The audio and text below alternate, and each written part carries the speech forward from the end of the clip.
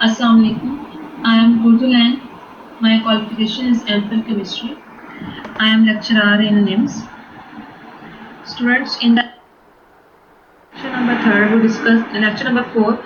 We discuss about the history of the Romans, their culture, and the work of the different scientists and inventions in the Roman times. ठीक है.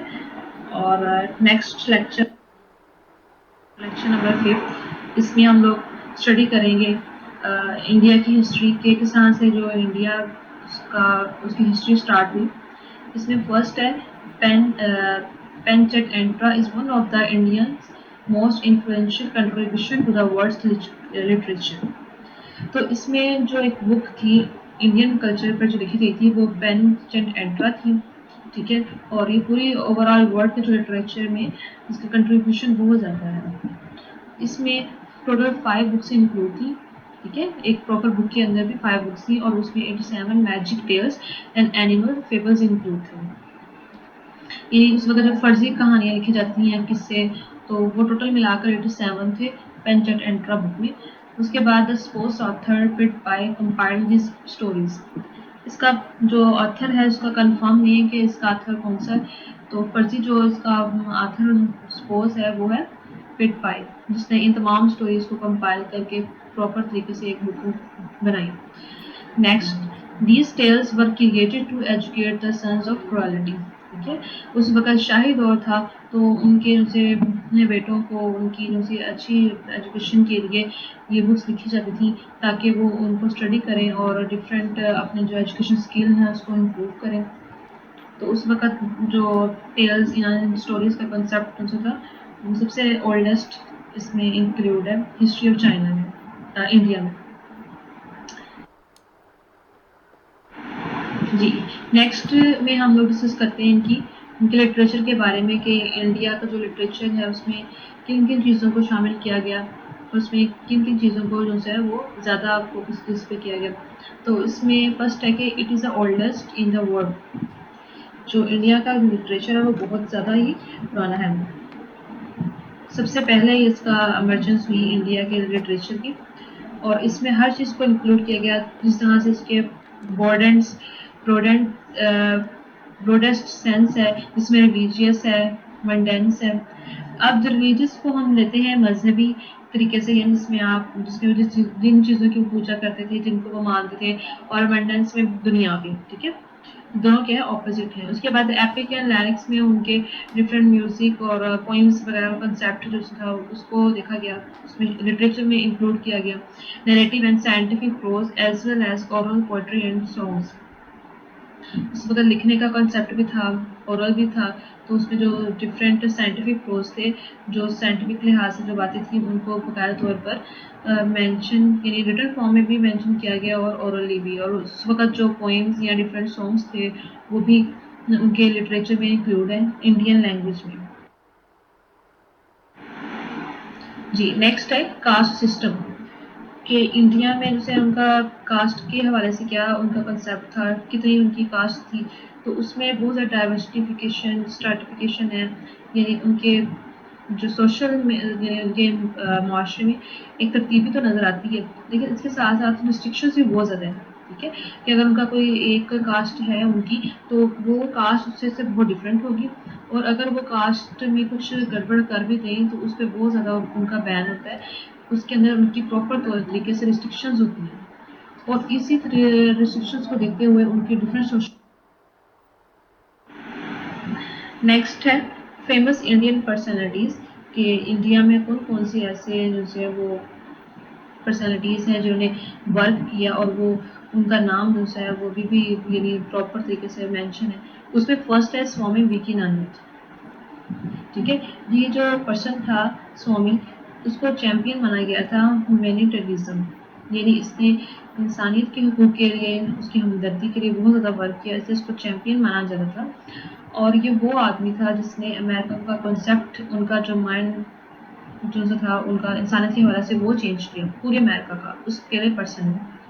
ठीक है. इसके साथ साथ उसने जो इंडिया का उसको स्ट्रॉन्गेस्ट मैन समझा जाता था, इसकी जितनी भी जो बातें करते था, जो उसके प्रैक्टिकल वर्क थे, उसके लिहाज से वो एक उसका इंडिया में प्रॉपर एक उसका प्लेस है.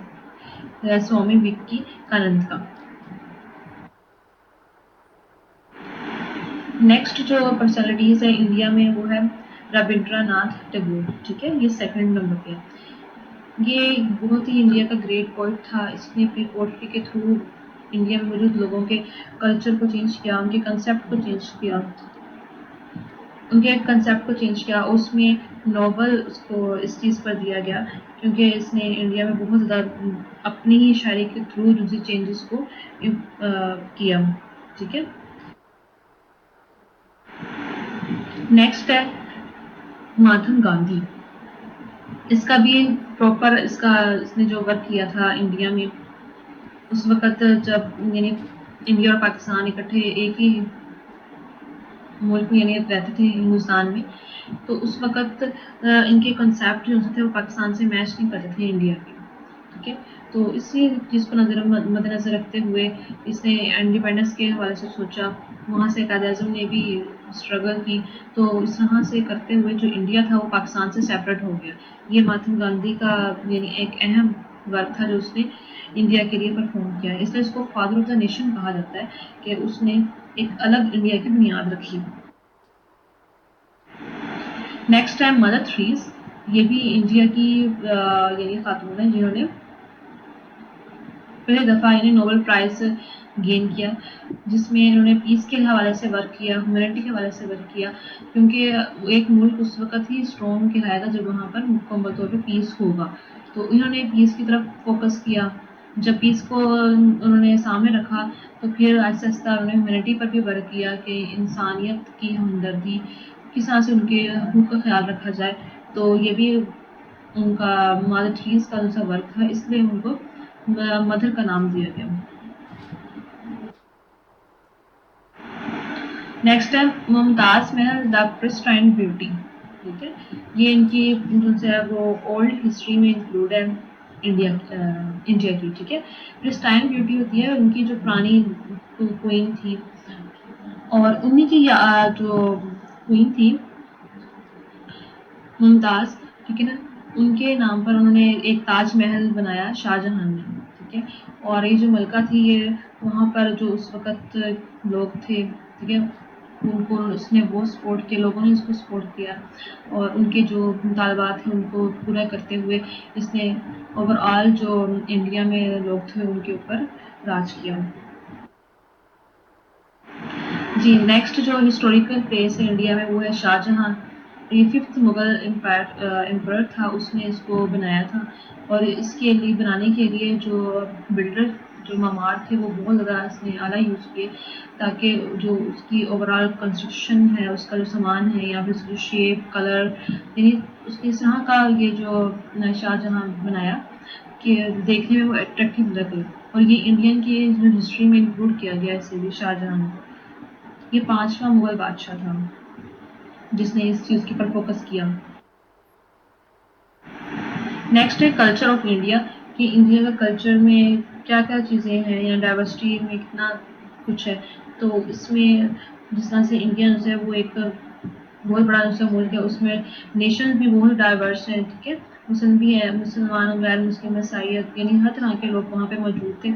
तो इसके लिहाज से जो मज़हब का कंसेप्ट है वो बहुत ज़्यादा कॉम्प्लेक्स था। यहाँ पे डिफरेंट सोसाइटीज़ थी, डिफरेंट कल्चर्स थे, ठीक है। उनकी थिंकिंग थी किसी चीज़ की वो भी चेंज थी, ठीक है। वहाँ के जो रिलीजन थे वो बहुत डीपली थे, यानी अगर उनका कंसेप्ट किसी चीज़ के मुतालिक जो भी था तो वो उसी पर ही कायम रहते थे, ठीक है। जिस तरह से उनका पीछे से चलता आ रहा था उनके बुजुर्गों का रिलीजन के हवाले से कंसेप्ट।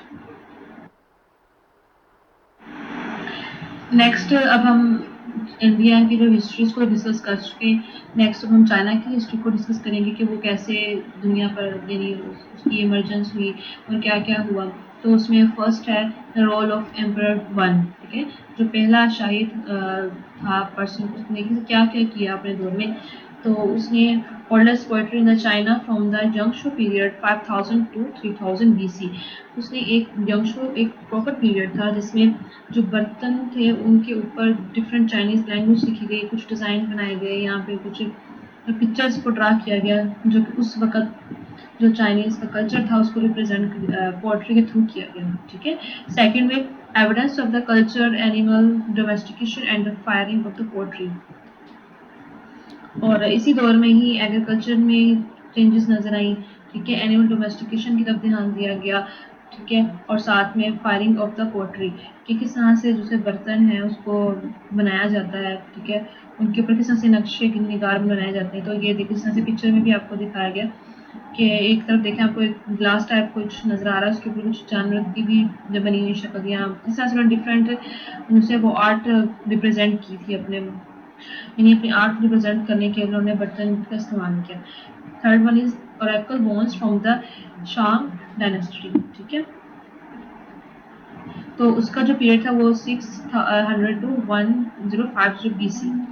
और ये सेकंड डायग्राम में देखें आपको कोई बोन टाइप नजर आ रही है, उसके ऊपर बकायदा तौर पर कुछ चाइनीज में रिटर्न है। ठीक है। यानी कुछ ये जो शाह डायनेस्टी थी उस दौर में जो बोन्स थी उसके ऊपर प्रॉपर तरीके से लिखा जो है वो रिप्रेजेंट किया जाता था, कुछ अपना महफूज किया जाता था।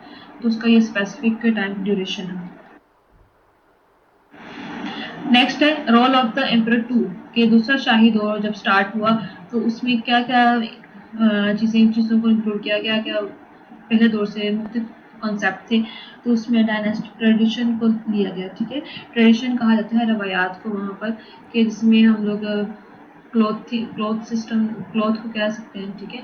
वहाँ के लाइफ स्टाइल्स को, उसमें डिफरेंट वेरिएशंस थी। और दूसरा था relationship between the heaven and the earth. ठीक है। वहाँ पर शायद दूसरा जब शायद दौर शुरू हुआ तो उसमें जन्नत के हवाले से कुछ रिलेशनशिप को अर्थ के साथ इंक्लूड किया गया। उन्होंने इन दोनों के दरमियान किसी न किसी तरह से कोई ताल्लुक बनाया। और वहाँ का जो बादशाह होता था वो उसको कहा जाता था हेवन और the son of the haven, कि वो जन्नत के बेटे। क्योंकि ये गैर मुस्लिम चाइनीज़ मुस्लिम गैर मुस्लिम थे तो उनके जो कंसेप्ट थे वो भी काफ़ी ज़्यादा मुस्लिम से क्या थे, डाइवर्स थे। और इस दौर में बहुत से नेचुरल डिजास्टर्स भी हुए। ठीक है। कुदरती आफात भी आई जिसमें से फ्लड, ठीक है, जिसमें फ्लड शामिल है और जिस तरह से वो एर्थक्वेक है। ठीक है। तो ये उस वक्त जो दूसरा शाही दौर शुरू हुआ था उस वक्त ये सारे काम उसमें हुए थे। जिस तरह आप देखें इस पिक्चर में भी दिखाया हुआ है कि एक बादशाह, एक फर्जी तौर पर उन्होंने बादशाह दिखाया, उसके ऊपर उन्होंने उसका यानी सारे यानी जो बादशाह था उसी को ही सारा कुछ माना जाता था कि उसके इख्तियार में सब कुछ है। उस वक्त का कंसेप्ट था ये।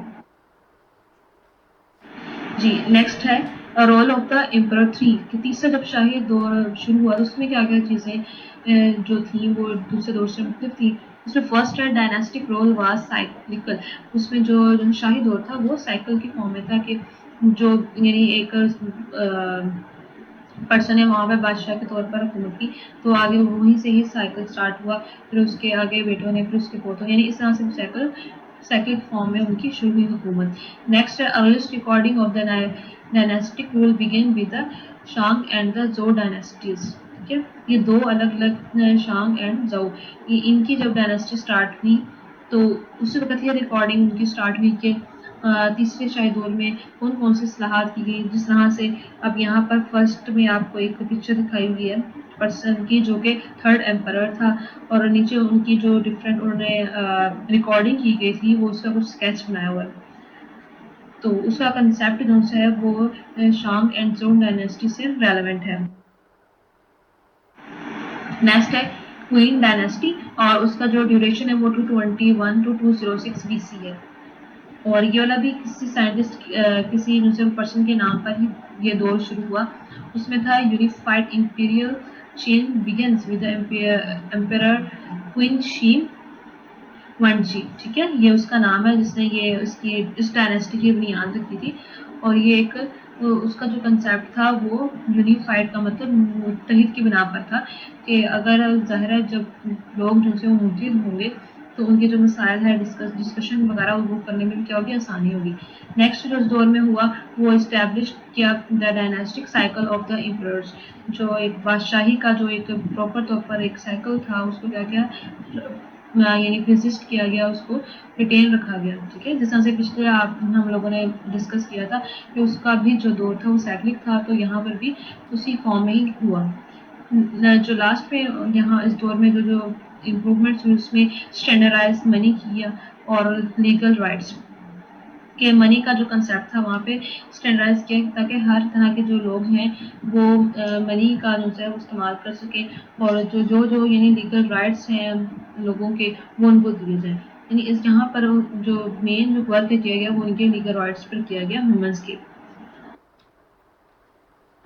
जी नेक्स्ट है हैन डायनेस्टी। ठीक है कि डिफरेंट डायनेस्टी टाइम पीरियड्स हैं जिसमें डिफरेंट जो एम्पायर्स इंक्लूड किए गए और फिर डिफरेंट वर्क इनका बनाया डिस्क्राइब किया गया। इसमें golden age of the Chinese history है। इसका मतलब इसमें जो चेंजेस हुई हैं वो काफ़ी ज़्यादा यानी अच्छी हुई हैं। इसमें एम्परर का नाम है gaudy founded the Hahn dynasty और जिसने इसकी बुनियाद रखी उसका नाम क्या था हैन डायनेस्टी। और उस वक्त जो पेपर्स मौजूद थे जिस किस्म के भी थे वहाँ पर फर्स्ट टाइम जो चाइनीज़ डिक्शनरी थी वो लिखी गई।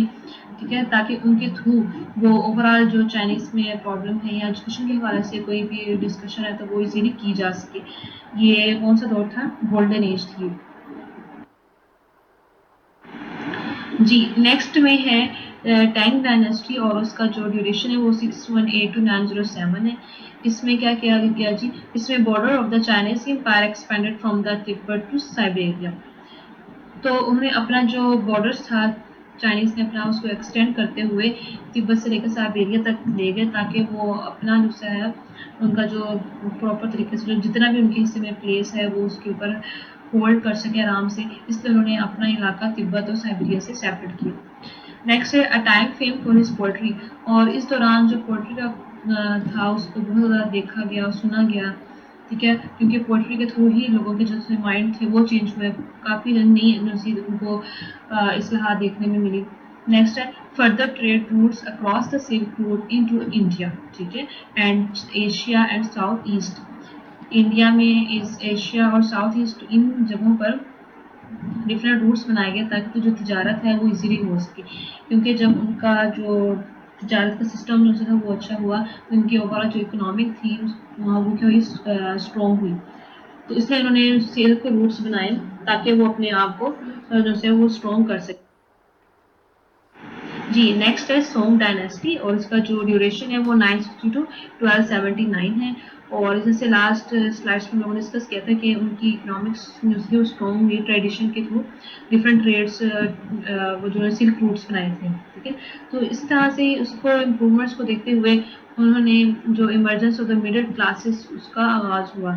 ठीक है कि ज़ाहिर है ये सोंग डायनेस्टी है तो उसमें सोंग के लिए बकायदा क्लासेस जो है वो शुरू की गई। और इसमें जो नेक्स्ट पॉइंट है वो increasing the interest in the writing of the confusion. ठीक है कन्फ्यूजन यानी दूसरों के चाइनीज फिलासफर थे कन्फ्यूजन का मतलब था चाइनीज फिलासफर उनकी जितनी भी तहरीर थी उनके अंदर इंटरेस्ट लिया गया उनको देखा गया पढ़ा गया उनके अंदर कुछ चेंजेस करके उसको और इम्प्रूव करके वहाँ पे जो उस वक्त के जो लोग थे उन्होंने अपना जो वो काम किया। देखें जो ऊपर पिक्चर है कुछ उसमें रिटर्न फॉर्म में कोई बुक है जो नीचे जो सी डायग्राम उसमें आपको कोई क्लासिकल म्यूजिक या इस तरह का कोई कंसेप्ट नज़र आ रहा है ये सोंग डायनेस्टीज में था। जी नेक्स्ट है योंग डायनेस्टी और इसका जो ड्यूरेशन था वो 1279 टू 1368 था उसका ड्यूरेशन। और इसमें क्या हुआ ये 200 का इस्टेब्लिश हुआ जब वहाँ पर जेंगिस खान ठीक है ना ये एक पर्सन है जिसने अपने एफर्ट के थ्रू इस पीरियड को इस डायनेस्टी को जो वो शुरू किया। और जब इसके बाद का जो ग्रैंड सन था उसका जो पौधा था कुबलाई लॉन उसने अपने जो वो दादे का वर्क जो है वो उसको होल्ड किया और फिर उसने चाइना को फतह किया। ठीक है ये देखिए ऊपर जो आपको पिक्चर दी हुई है ये उसके पौधे की है और नीचे उसका जो उसने उस वक्त उसने जंग की थी चाइना में ये उसका दिखाया हुआ है उसका स्केच बनाया हुआ है। ठीक है जी नेक्स्ट है मिंग डायनेस्टी। ये सारी हम डायनेस्टी डिफरेंट डिस्कस कर रहे हैं उसमें इसका ड्यूरेशन है वो 1368 टू 1644। ठीक है डिफरेंट ड्यूरेशन है। तो इस पीरियड को रिकॉर्डेड किया गया as stability unity and peace. इस दौर में इन चीज़ों को इम्प्रूव किया गया इसके ऊपर ज़्यादा फोकस किया गया। ठीक है कि हम जैसे चाइना है वो मुकम्मल तौर पर स्टेबल हो जाए एक हो जाए और वहाँ पर किसी न किसी तरह से अमन किया जाए क्योंकि ओवरऑल पीस के हवाले से वो क्या हो जाए यानी मुल्क में जो पीस है वो उसको लागू किया जाए। Next at the time when the sum of the greatest tales and texts to the come out of the China China were written. उस वक़्त जो डिफरेंट स्टोरीज़ थी या उनके टेक्स्ट थे वहाँ के जो चाइनीज़ फिलॉसफर के लिखे गए थे, ठीक है, उनको डिफरेंट उन्होंने बर्तनों के ऊपर महफूज किया। जैसे देखिए इस डायग्राम में भी आपको कोई बर्तन नुमा कुछ चीज़ है, उसके ऊपर डिफरेंट जैसे वो पिक्चर्स कुछ लिखा भी हुआ है, कुछ वैसे उन्होंने डायग्राम्स बनाए थे। कुछ वो अपने जितने भी उनका जो रिटर्न फॉर्म था वो अपने बर्तनों पर ही सेव करते थे और फिर उन बर्तनों को वो मुकम्मल तौर पे एक प्रॉपर प्लेस पर रखते थे जहाँ पर वो अगर कुछ देखना चाहते थे तो वो उनके थ्रू देख सकते थे। जी नेक्स्ट है क्वीन डायनेस्टी, क्वीन, ठीक है। तो इसका जो ड्यूरेशन है वो 1644 टू 1911 है और उसके दौरान जो पॉपुलेशन थी वो डबल हुई, ठीक है, 50 ईयर्स, 4 सालों के दौरान उनकी पॉपुलेशन में यानी इजाफा हुआ। और ये जिसने बुनियाद रखी थी कैंगसी ने, वो उसने इसके यानी उसने इसकी बुनियाद तो रखी, इसके साथ साथ उसने डिफरेंट 40,000 करेक्टर्स थे उनको कंपाइल करके डिक्शनरी बनाई, ठीक है। और फिर उसके साथ साथ एक comprehensive encyclopedia of the China emerge हुआ कि अगर चाइना से रेलेवेंट कोई भी इंफॉर्मेशन लेनी है तो उसका हम इंसाइक्लोपीडिया ओपन करेंगे, उसे जितनी भी इंफॉर्मेशन वो हमें कम्प्रिहेंसिव फॉर्म में मिलेगी। उसके बाद a lot of the changes at the end of the 19th century, जैसे ही 19वीं सदी का इख्तिताम हुआ फिर उसके हवाले से जो चेंजेस थी वो होती गई और चेंजेस इतनी यानी हुई कि वो जो प्रीवियस थी जो डायनेस्टी उससे जो नेक्स्ट वाली है उसमें काफ़ी गैप हुआ, ठीक है, उनके कल्चर का, उनके लाइफ स्टाइल्स का। देखिए इस डायग्राम में भी आपको डिफरेंट वो दिखाए हुए हैं पर्सन जिन्होंने ये डायनेस्टी बनाने के लिए वर्क किया। जी नेक्स्ट है अर्ली डेज ऑफ रिपब्लिक। जब चाइना मुकम्मल तौर पर इस्टेब्लिश हो गया तो वहाँ पर रिपब्लिक का कॉन्सेप्ट कैसे स्टार्ट हुआ है, जब नया नया दौर जब स्टार्ट हुआ उसमें 2 डिफरेंट पॉलिटिकल पार्टीज थी। कौन कौन सी, एक नेशनलिस्ट थी, दूसरी थी कॉमनिस्ट। ज़ाहिर जो नेशनलिस्ट थी उसमें डिफरेंट थी, मेजोरिटी भी थी। जो कॉमनिस्ट थी वो एक तरह की पार्टी थी, एक तरह के लोग थे और वो माइनॉरिटी में भी थी। तो आपको पता है कि मेजोरिटी इज अथॉरिटी, तो जो नेशनलिस्ट थी उसने पुश किया कॉमनिस्ट पार्टी को और फिर ज़ाहिर वो फिर ख़त्म हो गई और नेशनलिस्ट से वही इमरजेंस हुई उसकी।